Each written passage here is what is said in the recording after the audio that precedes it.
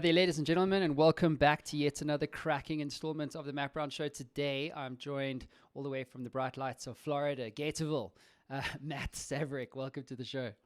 Hey Matt, how are you? Good to see you. Yeah, likewise. They think the good thing is we have the same name, so I mean, we can't be going wrong here. You know what I'm saying? Yes, sir. So why don't you give our viewers and audience around the world a bit of a elevator pitch? Who are you? What do we need to know? Yeah, let's see.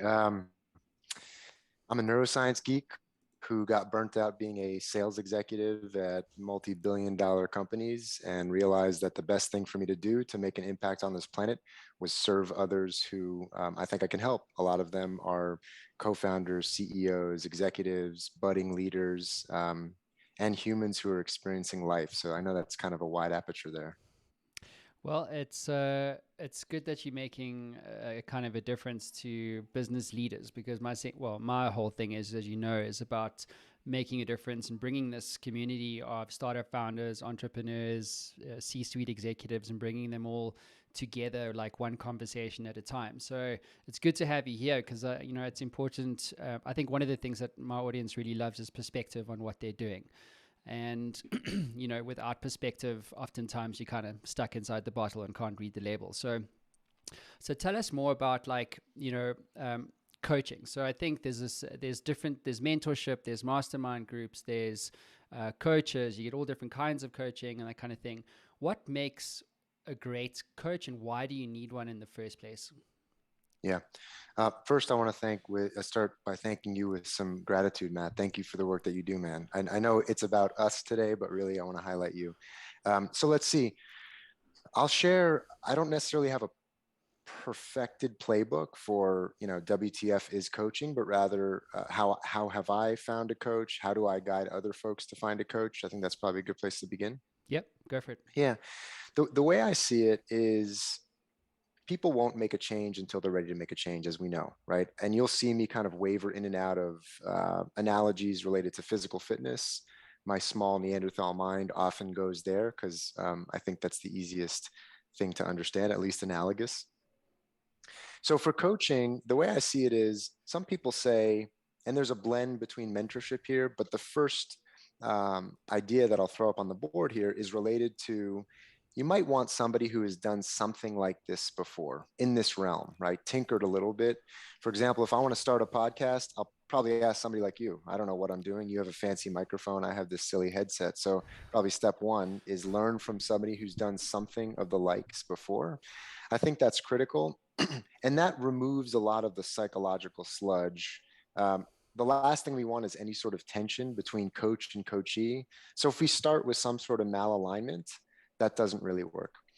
When I think about some sort of fancy definition, I'd say this is a partnership. Coaching is a partnership with clients in a thought-provoking, safe, creative space that develops a process to help maximize personal and professional potential. I don't know of a way to just focus on somebody's professional growth without addressing some of their other healthy habits or unhealthy habits in life.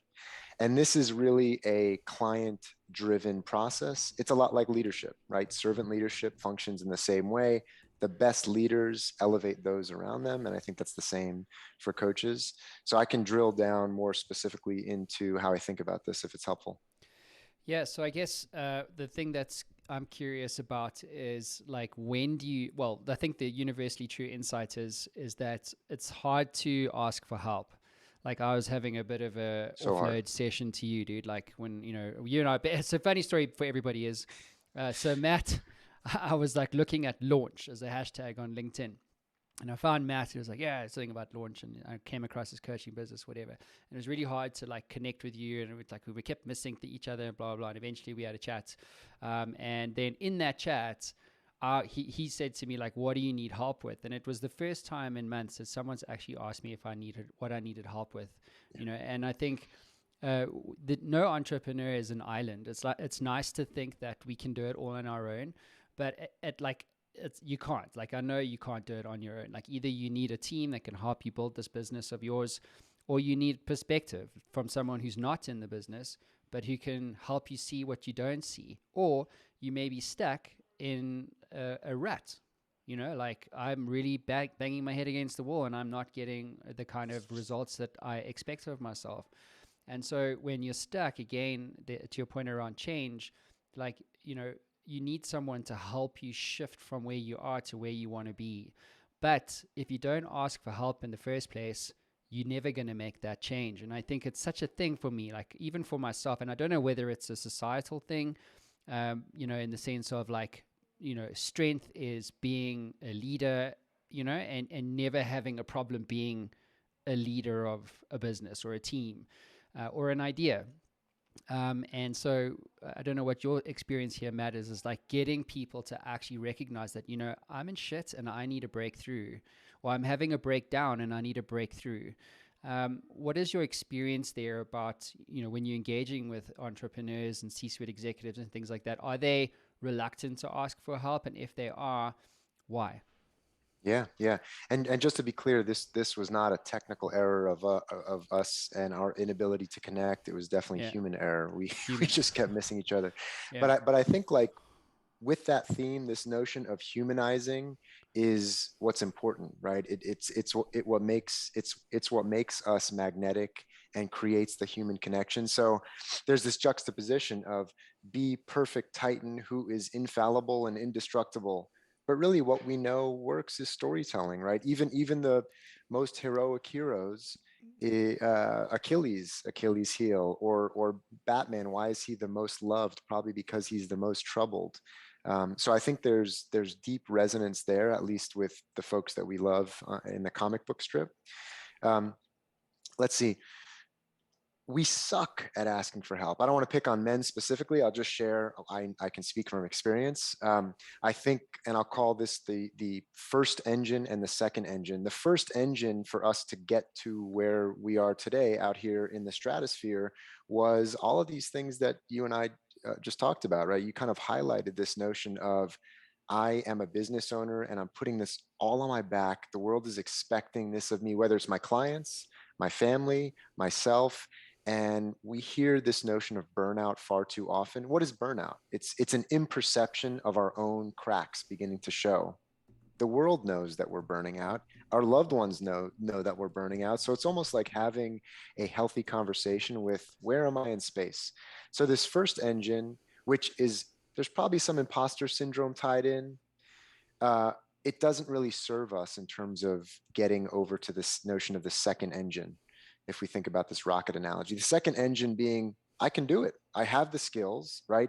People actually are listening to what I have to say. I'm able to cobble together a team. I'm creating repeatability and scalability. So what will serve us in that second engine? It's not quite self-sabotage, but the toolkit that we've developed that has made us, you know, He-Man, hear me roar, is no longer serving us over here. I'll give you a few analogies. I worked with several surgeons, both working at Stryker on the front lines in the operating room, and now coaching some top surgeons here in South Florida. The theme is the same. Individuals, at least in that one specific super niche, are expected to be thrust into the realm as a first year resident. It's not like the chief resident is the one operating. They put the first year resident in there, and these people don't know what they're doing. They're expected to bolt on this coat of armor real life with real patients. So this might be scary if you're having surgery in a teaching hospital. Uh, no fear, they're well trained. You know that they're under the guise of great supervision, but that is the toolkit, which is typically this notion of like blunt force, infallible. I have a coat of armor which is indestructible. Doesn't serve them in their practice. They are now interacting with humans. And why is bedside manner a thing? Bedside manner should be simple. It's asking people, hey, how you doing? Can I help you with that? What's up? How's your knee? People don't do that, right? Because we turn into machines. But I don't think, at least in the professions that we're describing, we don't need to be these cold-hearted assassin type machines. That's not what the modern world is expecting. Yeah, I think it's not what the modern world is expecting. But I think one of the things that I'm very cognizant of is like how my father was raised. You know, it was like, excuse me, children should be seen and not heard. It was like, you mustn't come to me with your emotional baggage. You know, you must be hard. Boys don't cry. it's the old patriarchal Sure. mindset of how I was raised. So I'm like 43 now, 42, 43, anyway, somewhere around there. But but then modern day, what does it actually mean to be a modern day mindset, right? Which is, it has changed significantly. If you look at what I see on the ground, talking to founders, what I see in the news and things like this, there's very much like, it's not even, I hate the word work culture, but there's this idea that boys can cry. Vulnerability is actually a strength, not a weakness, and that it's becoming accepted to be vulnerable. I'll give you an example. Um, there's this actor, I forget, I'm terrible with like names and stuff, but he basically was in the first season of The Walking Dead, and he's been in lots and lots of other films, but he started this YouTube channel. I'll Google it when you're talking, Matt. But he was interviewing Shia LaBeouf, and Shia LaBeouf, like, I didn't even know this, but he is an addict. And he was telling a very heartfelt, sincere, and authentic story about his vulnerability, and how his weakness, his Achilles heel, was alcohol, and how he transformed himself through help, through meetings, AA, and things like this. And it was only because of that he became Shia LaBeouf. My point being is that conversation 20 years ago would be like taboo, like you don't see it. You don't ever talk about your feelings in a public forum. But the response and the comments on the YouTube channels and things, like I see from the audience and it's a brand new channel. I mean, he's got 1 million odd subscribers already. But my point being is that the conversation around strength and vulnerability is changing. What do you see on the ground when you talk to clients? Do you see this idea of like being vulnerable changing in society or in the community of business? Yeah, and thank you for your courage in sharing your experience with your father.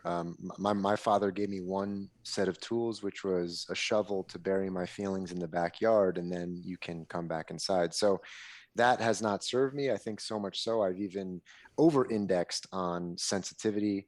Matt, I'll make it super clear. The soft stuff is the hard stuff. I read an article just this morning, which was about there's this there's an explosion of individuals focused on ultra sports. And the article basically was saying a lot of them are men, and a lot of them are engaging in something that seems really hard. And it is, like running 100 miles, extremely challenging. This article was arguing that maybe more challenging would not leave at 4 a.m. and actually wake up with the kids and change poopy diapers, right? And be there when they're kicking and screaming and laughing and loving and needing you. So I'll just I'll share some basics of neuroscience that might help at least kind of give us a little bit of a roadmap. And a lot of this might be repetitive, but at least I see the world through analogy and example and simplifying these things, because although it feels overwhelming and confusing, there are some super simple things we can pull on. We've all heard left brain logic, right brain emotion. And I'll share some stories with children. By the way, we're just big children. Not to accuse you of being a man child, but I think just because we have a beard and gray hair, I think we all are just big kids, right? For all those kids out there, or any big kids out there. I think typically a child, and I have a 3-year-old and a 1-year-old, so I don't know what that's like to have kids that are a little bit older, but I'll just share my experience. If my daughter bumps her head on the wall, my natural reaction is to use logic. There's a wall there. It's not that bad. Stop crying, which is, and keep your antenna up. You'll hear this whether people are saying this to their coworkers who are adults or their own children. And the thing to do is not connect left brain to left brain. They're not able to receive it, right? The thing to do is connect right brain to right brain, right? Right brain being the emotional side is to give the child a hug. I see you. I know you. I understand. I've hit my head before and it really sucks. Like that is what people respond well to. So it's a flavor of vulnerability. It's a flavor of storytelling. We all just want to be seen. So how do we see each other? And if you're not seeing your own stuff, deep awareness of your own stuff, that the way in which you're showing up, you're really unable to see the world. I assume if we crack open the roof of every single home in this community and yours and most communities around the world, we'll see a lot of the same tension that exists. So I think like connecting and then redirecting is totally okay. If an employee has the courage to come up to you and say something, anything, right, to share about hybrid work policy or something very positive, or something negative. I really don't like the style that you're deploying. Um, you have to first acknowledge it takes unbelievable courage for a child, an employee, somebody else who might not be so forward to share. So number one, like honor them in the same way that I was honoring you for doing this podcast. It takes a lot of courage for you to sit here and talk about this stuff. It's much easier to sweep it under the lumpy rug, the rug where we sweep all of our stuff. And so that's the first neuroscience lesson, this notion of naming it to tame it, right? Which is like using left brain storytelling logic to articulate right brain feelings. So back to the example of my daughter bumping her head. She bumps her head. After I connect with her right to right, give her a hug, I see you, I understand. And there's a lesson therein. I want to ask her questions, right? We change our questions, we change our life. By her answering questions like, tell me what happened, and her articulating this, that is the way we bridge this head and this heart, or the right brain and the left brain. So by her finding this nuanced vocabulary of these things, it opens up a whole new world. I think that was a roundabout way to get to Yeah. answer there. Yeah, it was. And just for everyone, I'm going to come back to that. In that, the YouTube channel you should check out, I've got it up on screen for everybody, is The Real Ones. The actor's name is John Bernthal. He's been in a ton of films.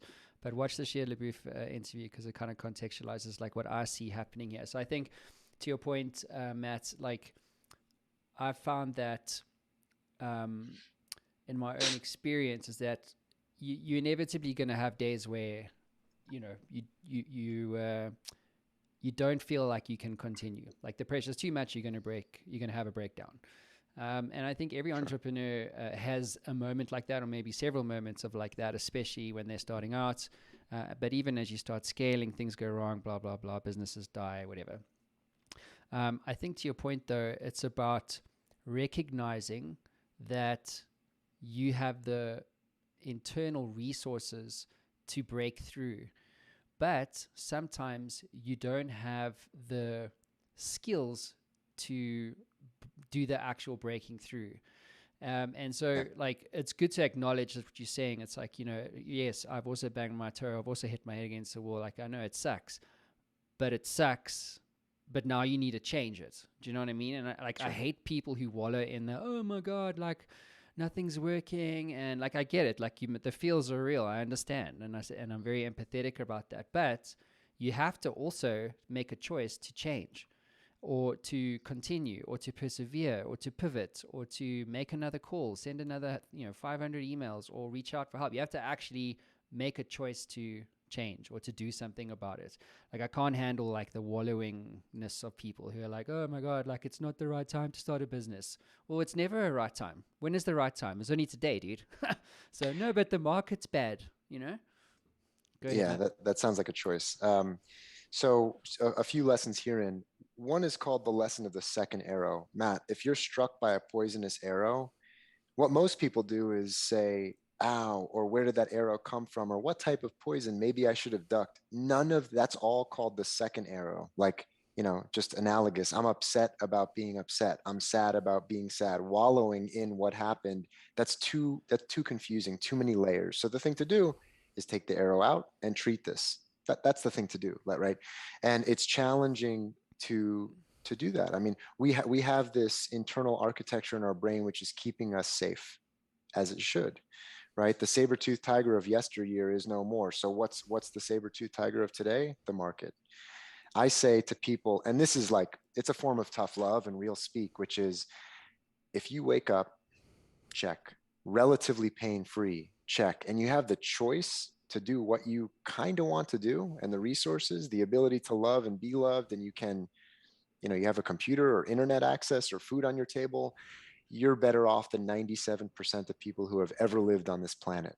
So some of that real talk is important, and we need that kick in the pants. It's also really challenging the cost of comparison on social media. I work with a lot of young people, and I think therein lies a lot of the secrets, which are people are riddled with self-doubt and lack of confidence because they see the shiny stuff that we're all posting. Here's a perfectly manicured lawn. It's like there are weeds in the lawn. Look, double click, look a little bit closer, right? I that was a Photoshop lawn.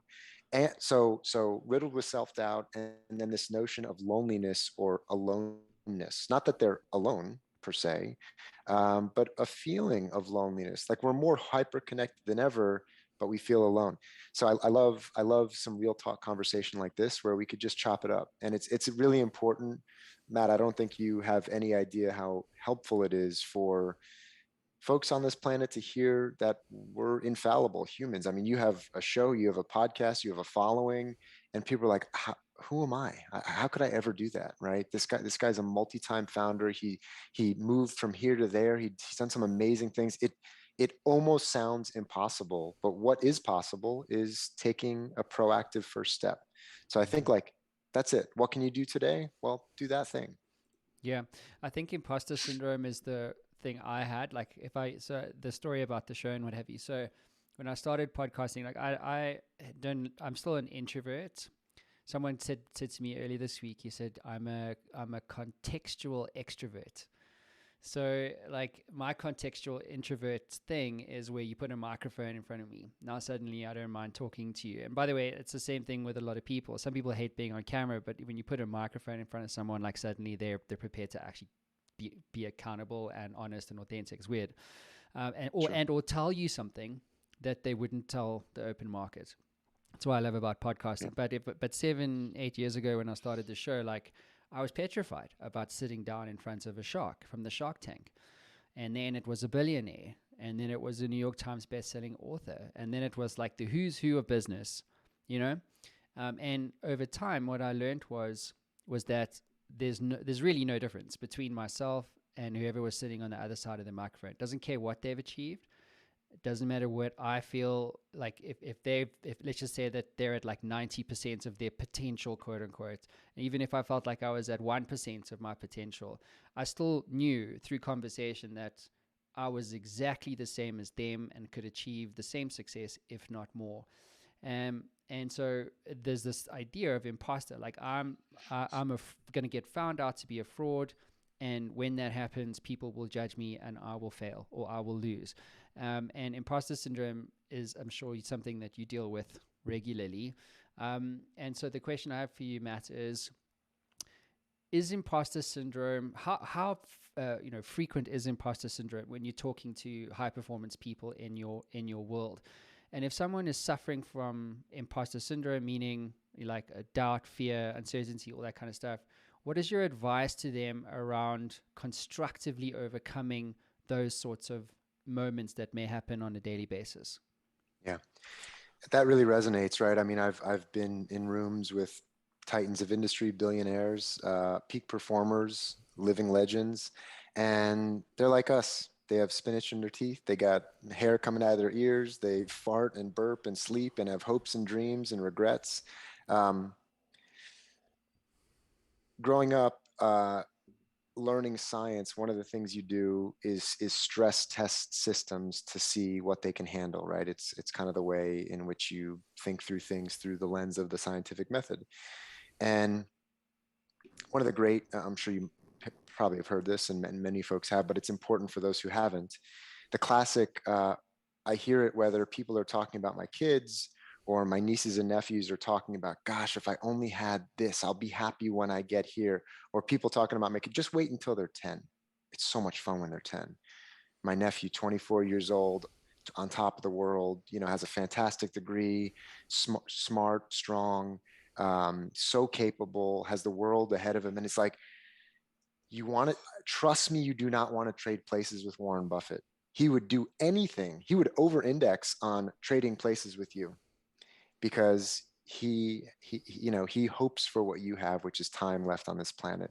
So I think this notion of understanding where you are, number one, understanding what you have to offer, number two, and then understanding that this physiological and psychological response is standard.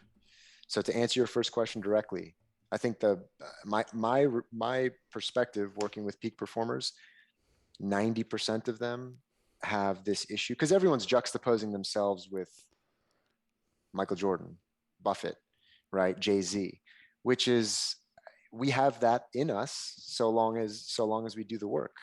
They're people just like us. So I think the numbers match up, right? All leaders, at least in the corporate sphere, have had this at some point in their career. And this current day, right now, 80 to 90% of individuals have this imposter syndrome. They're all going to laugh at me. They're going to find me out. Who the fuck am I, right? That's all the internal architecture keeping us safe.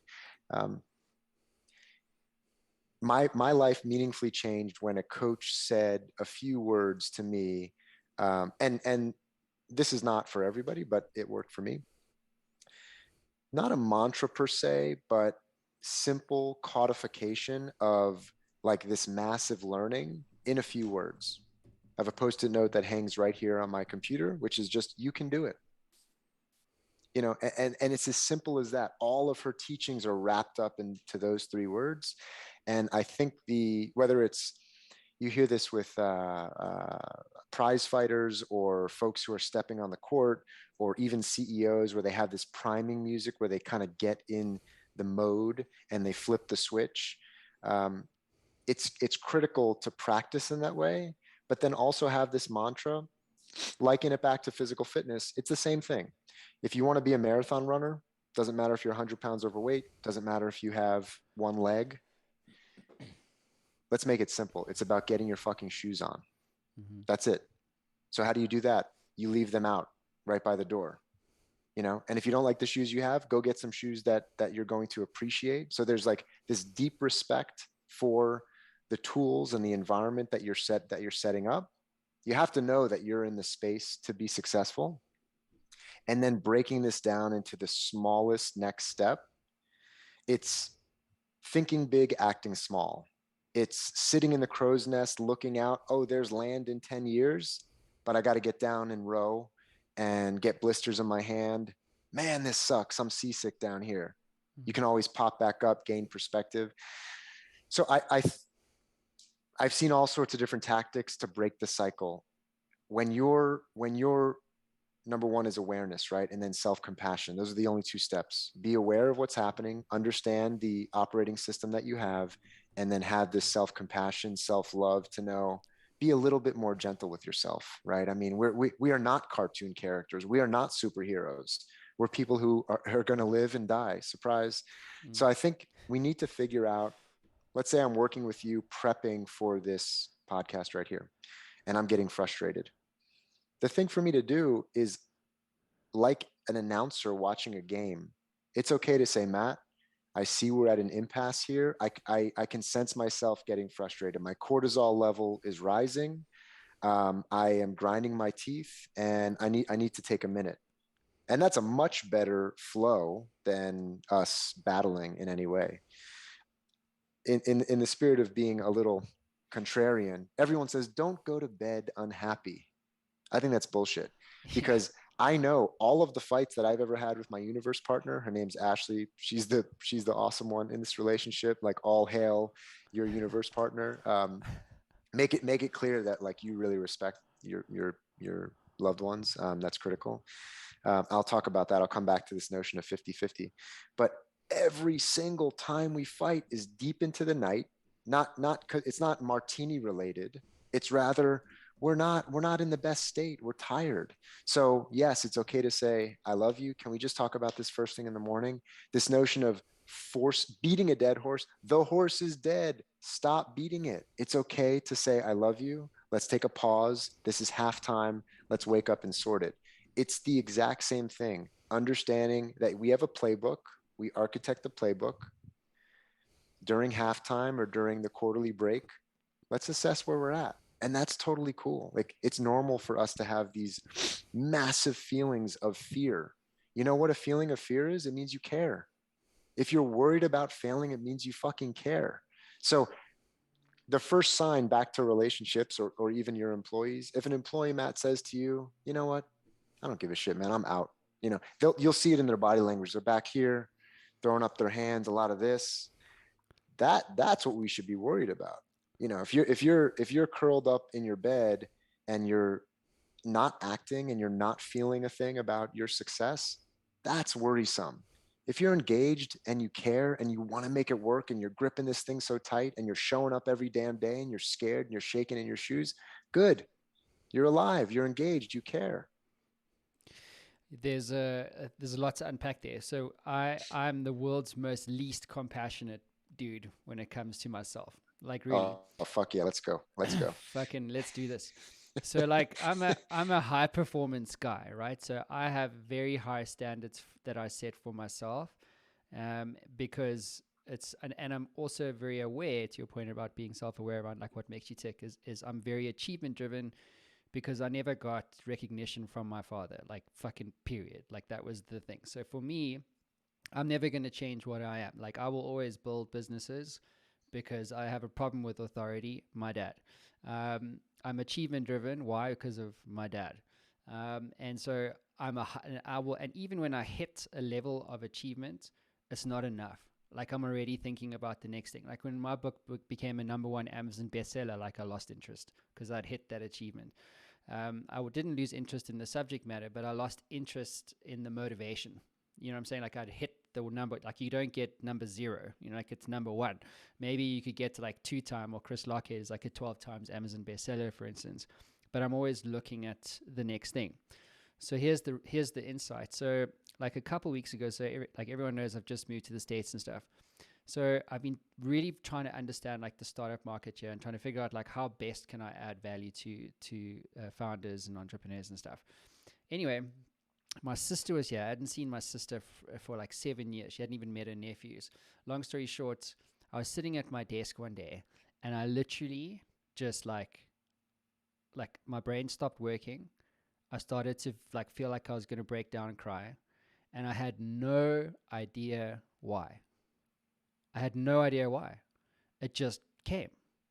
And so I was sitting there and then I'm like, cool, so be compassionate to yourself, And I'm like, no. And I kept working. And the longer I worked, the more this feeling got, and the more I got deeper and deeper and deeper into myself. And eventually I was this black hole in my own universe and no one else existed. And it was literally like the most crazy experience. So my sister came to me and she said, step away and go for a run. Now, I've learned that like I don't have those things happen to me often, but I know that it's all in my head, right? So to get out of your head, for me anyway, and a lot of people do, I'm sure, is like get into their body. Like if you want to get out of your head, get into your body. So I went for a run and everything kind of like felt a lot better afterwards.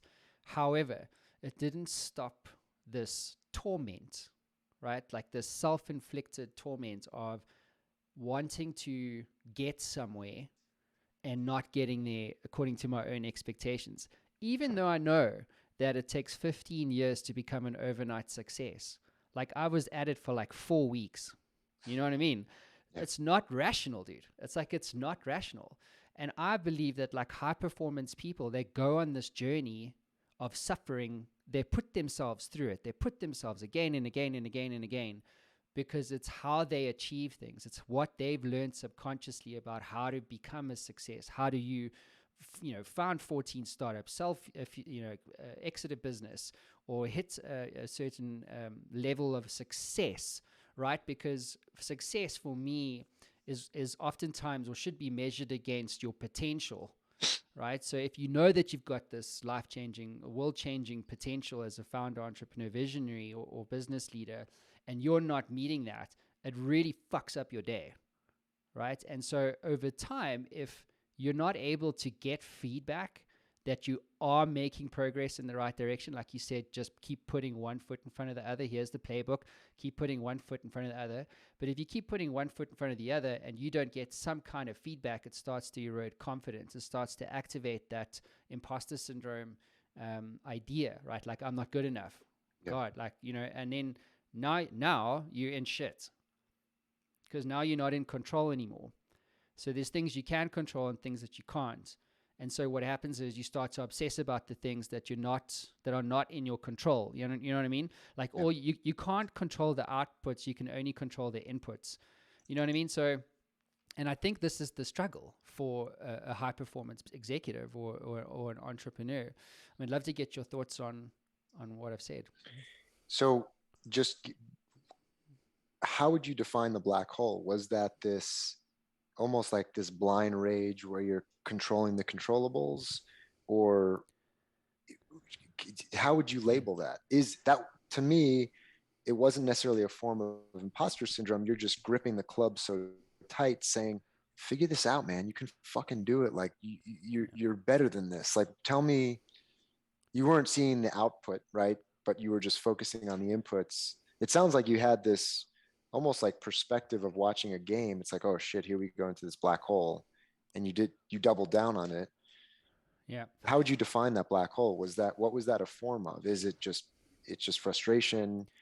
Yeah, it's probably a Yeah, few things. It's I use black hole because there's a lot of things that go into that label. So things sure. like fear of failure, imposter syndrome, doubt, fear, uncertainty, all those things. And then because the mind, like, Yeah. I'm a visionary. At least my wife says I am. So she must be true, right? 50-50.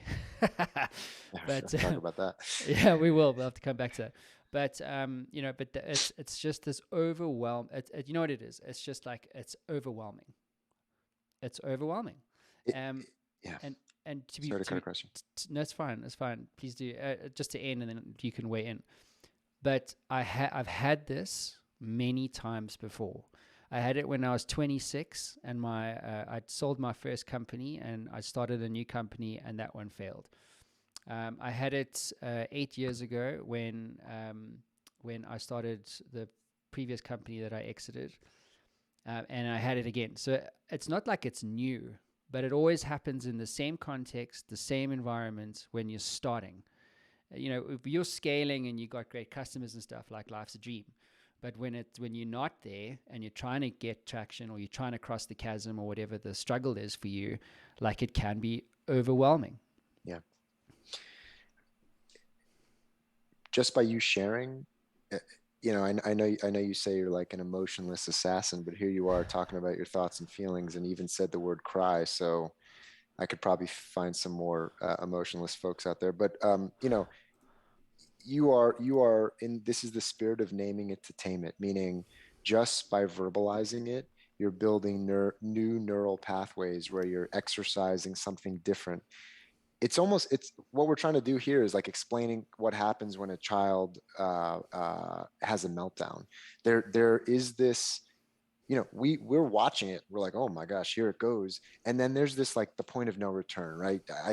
I think it's analogous to watching a child. We're just big kids, so it's tough to, I think, explain precisely what's happening. The key is, the lesson herein is, you've seen this before, like, you've seen this movie before. There are ways to break the cycle.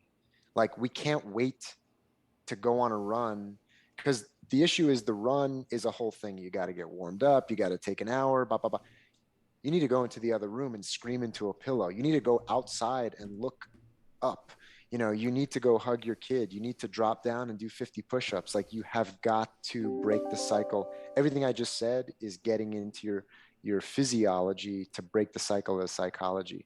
So back to this notion of the brain, right? We've heard, like, areas closer to your brain stem can supersede the executive functioning. Some people call it the lizard brain, or the older architecture of the brain. Think of it like a house, right? Downstairs in a house is typically, there's a bathroom there, there's a kitchen there. So the things that are the basic functions of our body are closer to our brainstem, because we need to override the executive functioning, the higher level thought, if we're in dire straits, right? If we have to go to the bathroom, we simply can't hold it. No matter how badly I want to talk to you on this damn podcast, I gotta go pee, right? Like, it's my body has to supersede. It has to have a mechanism, and proximity is the answer, right? So the area that's old school, where you go into this black hole of sorts, you are closer to your actual central nervous system. It's just you're able to short circuit and shortcut. Typically, the top floor of a house is more windows, more lights. There might be an office up there, right? There might be an art studio. That's the sophisticated analytical, where things like love, compassion exist. And deeper thought also, right? Just not these fluffy feelings, but rather how deep creativity takes hold.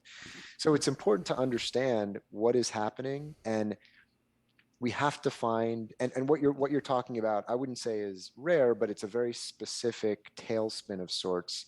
Um, and sometimes we need to let the kid rage, right? Sometimes we need to let it out. But you just said you're watching this playbook happen. Here I go. I'm feeling these things, and you're doubling down. Even though your sister's in town who you haven't seen, you can go give her a hug. You can go explain this to her. You didn't, right? You can get up. You didn't, right? It's not as if you're a brain surgeon and you cannot walk away from the patient. So I think this notion of taking ourselves too seriously, plus gripping this a little bit more tightly and not engaging in some sort of white space thinking, doesn't serve us well. And you're saying it's lasting, it's everlasting. So we have to, in a high stress situation, you have to appeal to the upstairs brain. You need to keep thinking and listening rather than reacting. If there's any sense of something like this, uh, you need to say it out loud. I'll give you two quick examples. I think I shared this in our first chat. I lost my brother to suicide, and that was not that was not me creating a trauma. It sounds like this black hole is yes, it's in service of building something amazing and changing the world and helping people. Our brain does some interesting things when we experience this massive trauma, and you can't intellectualize your way out of it. Mm. You know, because I was in pain. I was out for 10 years. I was a very angry, nasty young man, and I just didn't have the toolkit. So after I finally let some folks in and I wanted to make that change and I wanted to forgive, and I realized that my brother had a choice and he made it, then I began to develop a more nuanced vocabulary, right? I realized that, Matt, even if let's say you're the hardest ass on the planet, like you're immovable, you're never going to be compassionate, and it's all in service of the business. You are a machine. What's in service of the machine so it doesn't overheat? You still need to articulate this, your feelings. You still need to share them. You still need to put a nuanced point on your thoughts and feelings. The world has been compressed into smiley face and frown face, right? Like 140 characters. No, it's even smaller. Are you happy or are you sad, Matt? There are 100 emotions in between that spectrum, and we do a really poor job of doing anything but blunting our emotions. What do we say when we go grab a drink? We say, we got to take the edge off. Let's take the edge off. Taking the edge off doesn't serve a high performing machine. Putting the edge back on is the thing to do. So you have the clicker. You can rewind. It's important to rewind through these past experiences and remember exactly what happened. Use the remote of the mind or your mind sight to process what happened. It doesn't have to make sense, right? It doesn't have to be clear. Black hole, great word, right? But sharing, okay, 4 weeks in, you said you're 4 weeks into building, 4 weeks into building the business, there was something analogous to when I built the business and it failed, right? I thought I was in the dip of the business, but I was just in a cul-de-sac and I was dying. Here, you're just protecting yourself, man. I mean, that's it. It's hard to hear out loud that like we are in this state of protection. I think that's what's going on, man. You want this to work out and you're going to will it to work out. The only variable is you. I just worry about you as I worry about me, as I worry about anybody. Think about the love and devotion that you give to children, where it's like, yeah, it's important to get an A. It's not, please do not hurt yourself in the process. It's, you can get an A minus, and that's fine. There are many more tests to come.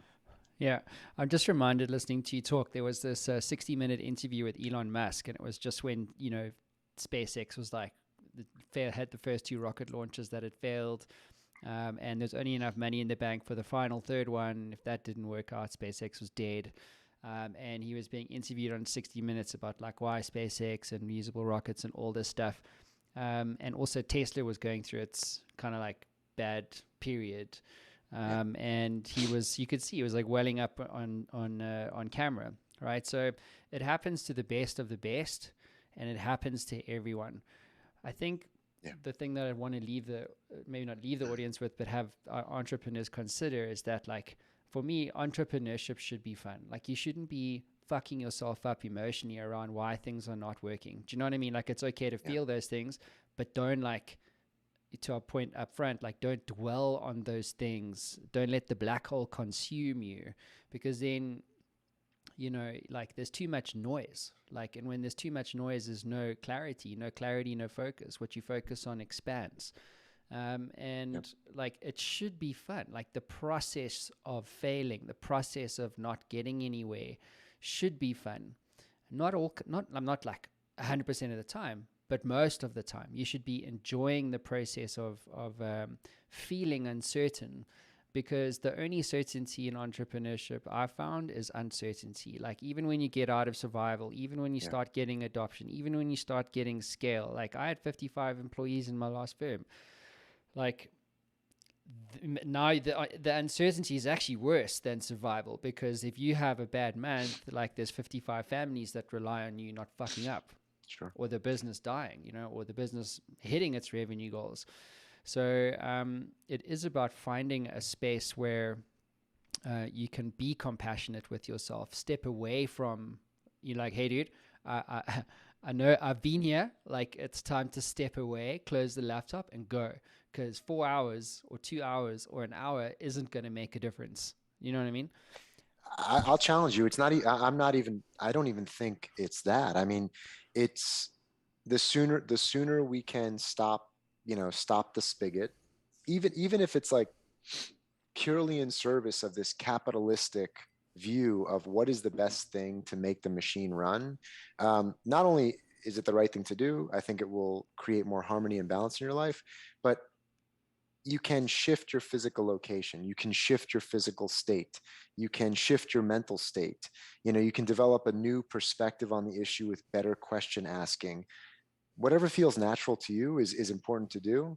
um, the best litmus test to determine if you're in this state of fear or anger, because I think if we simplify it, those are really the places that we go in either states of uncertainty, um, is to provide some sort of vocabulary to your loved ones, your employees, your partner, whoever it is, even yourself, where it's like, I sense that you're in a state of anger. And you have to just be non-reactive to someone that you care for and has the courage to share that with you. And you know what? When someone says something like that, the three most powerful words are, tell me more. Like an investigative journalist, you're like, well, what are you seeing? Right? What are you seeing? Tell me. I need to understand, and I'm committed to self-improvement. I think that's the ultimate identity shift if you're working with a coach. A lot of people can do the work themselves, but if you are working with a coach, often step one is, what are the values that we're going to articulate? Think about the businesses that you've built. It's very, very helpful to have mutually agreed upon values on the wall. At the Matt Brown show, the 55 people behind the camera, in a year or two when you get there, number one is integrity. Number two is, dependability. Number three is do great work, whatever those are, right? Those are the shared values that we've all mutually agreed upon. Much easier for an employee to come to you and say, you know what, Matt, integrity, let's talk about that, right? When I think about integrity, there's this notion of character. There's a gap between what you're saying and what you're doing. I want to be able to talk about it with you. That's way easier because now you have that on the wall. There's a tertiary set of values, and it's not someone who's like kicking you in the pants about your behavior. So in the same way, you need to develop that internal architecture. Who is the man that you're becoming? What has historically served you may serve you. It might not, but it's just important to look in the mirror. So having a steady drumbeat of a practice of awareness is is key here. Matt, can we talk about success for a moment? Please. Because I think a coach for me is like, well, I'm working with a coach to help me become successful or to help me grow so that I can reach any kind of level of achievement or success. Yep. How do you measure success? Like, what have you learned consulting with high performance people, C-suite, entrepreneurs, athletes, things like that, high performance children, even about defining what success is?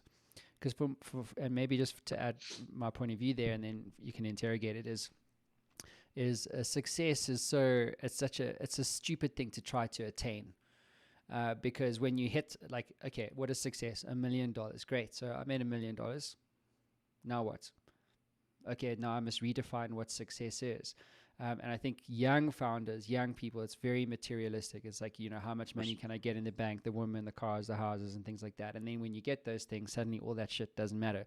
I mean, what's his name? Jim Carrey was saying, like, I really wish everyone could achieve all their dreams, because then they would realize that the fancy houses, the cars, and all this kind of stuff, and the boats and the yachts and the properties, all of that stuff actually doesn't matter, you know? I So, love it. like, because this is society, right? It's like, cool, what car do you drive? Like, how many people work in your company? Like, what are your revenue goals? Is it, what's your MRR uplift?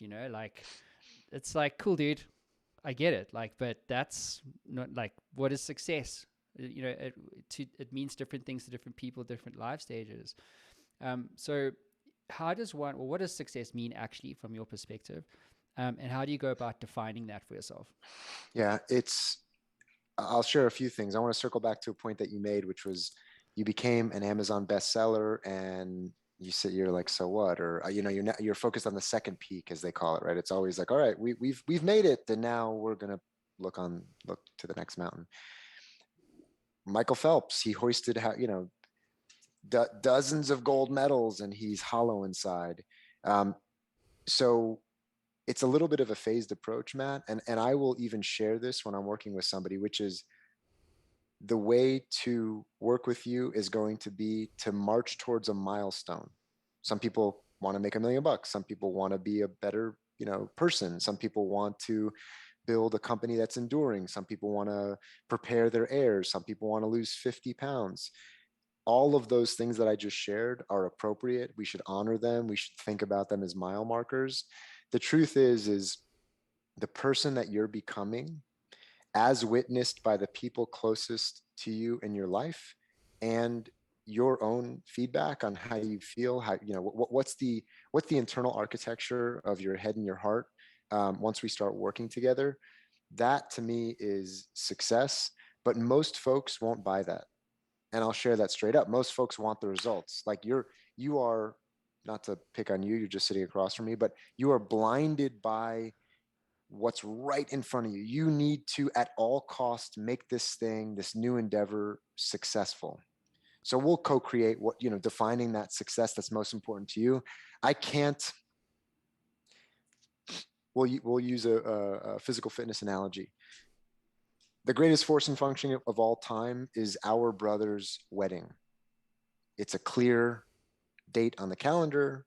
It's not for some sort of photo shoot. We don't need 13 abs. We just need to look good in whatever it is, 13 weeks. Okay, that's an appropriate first step so we can get going. And then in time, we will retool that mile marker, because it's shifting from the what to the why, as we've heard. So the point is, whether you're a coach, whether you're a founder, it doesn't quite matter. You got to make the main thing the main thing, which is often the goal that we talked about, hoisting $1 million trophy. And then who do you become in the process, or who do you have to become in service of that goal? And inevitably what happens is it shifts. I know that was a little bit of a loosey-goosey answer, but to me, it's important to honor your client's goal, honor what's most important to the customer, march towards that very quantitative mile marker, and then inevitably the qualitative is what we're indexing on, and that's how we'll define success in the future. Yeah, I like that, because success is not a destination. I think so. I like the milestone things. Like, cool, we'll get your first customer. Great, go get the next 10. Go to from 10 to 100. So Yeah. and it's like biting off what you can chew. Going back to my thing around being overwhelmed, it's like, and I sympathize with founders, especially first-time founders who haven't been in the hot seat, because you have to do 10 different things, right? You got to do product design, product marketing, like PR, you got to do culture, hiring, firing, financial management. There's a lot of hats you have to wear when you're on your own. And so chunking down the Yeah. process to milestones and saying, cool, this month, what is it? Like, what's that milestone? And being clear around that, and then working back to like, cool, here's the steps I want to take every day or every week to get to the first milestone. But we don't do that because we spread thin, Yep. and shit happens. It's like, cool, well, I got sick this week. Like, you get sick, then there's kids, and then there's wives, and there's girlfriends, and there's parents, then there's societal or social commitments and things like that. So life happens. It gets in the way of like what you need to get to. And then suddenly you're spinning because you're like, well, shit, I didn't send those 500 emails. I didn't do these things. And then implosion. But you know, herein lies the duality, right? Like if we're not healthy and happy and whistling while we're doing this, granted, there are moments that are terribly shitty, let's be clear. But most of the time, to your point, we have to be enjoying ourselves, or else this whole thing falls apart because we're not going to be in a good state to achieve peak performance. So I think that's right. So what is success? Making the main thing the main thing. I just to push on your thinking a little bit, yes, as a founder, you have to do all those things. But I think that's a fallacy that, becoming a jack of all trades, you have to, right? You have to kind of cast a wide net, do all the stuff. But there's got to be a better muscle built of delegating and just articulating a clear playbook. And that should be, that should be rather freeing. Once, I had my first coach who was like a physical fitness coach in high school. He's like the smartest, dumbest person ever. He had these maxims that at the time I'm like, of course, but now they keep coming back. So he would say, we put a man on the moon with a checklist. It's all about just getting a checklist done, right? A mutually agreed upon checklist, and then you check the stuff up with some wiggle room. You get sick, something happens, your kid is sick, right? Just life happens. The computer breaks. And I think, yes, the checklist is important, but as we zoom out, what is the meta experience of working through a checklist as we march towards getting a man on the moon type thing? That was one thing he said. And then another thing was, which is so silly. I mean, I can't even believe I'm sharing this with another adult. He would say, you got to lift more to lift more. I'm like, I know, you're right. But there's something in that, to your point, right? It feels like the weight of the world is on your shoulders. But the truth is, one rep, one step matters. And that's how you climb the mountain. mm-hmm. Look around at your peers. A lot of people stop smiling. They stop having fun.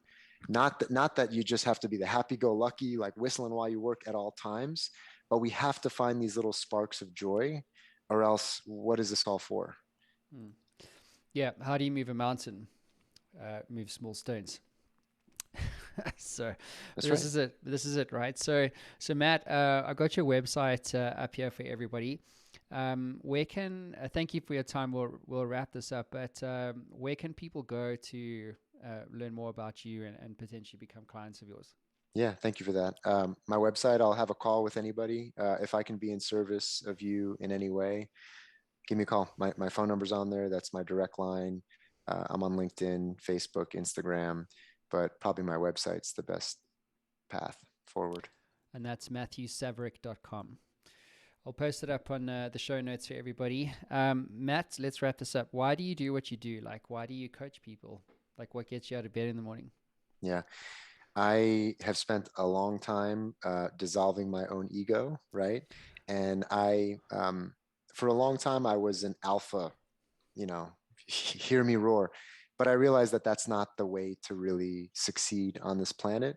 It's to empower others. So this notion of becoming a vibrating alpha and empowering other people, you'll see it in some of the testimonials on my website.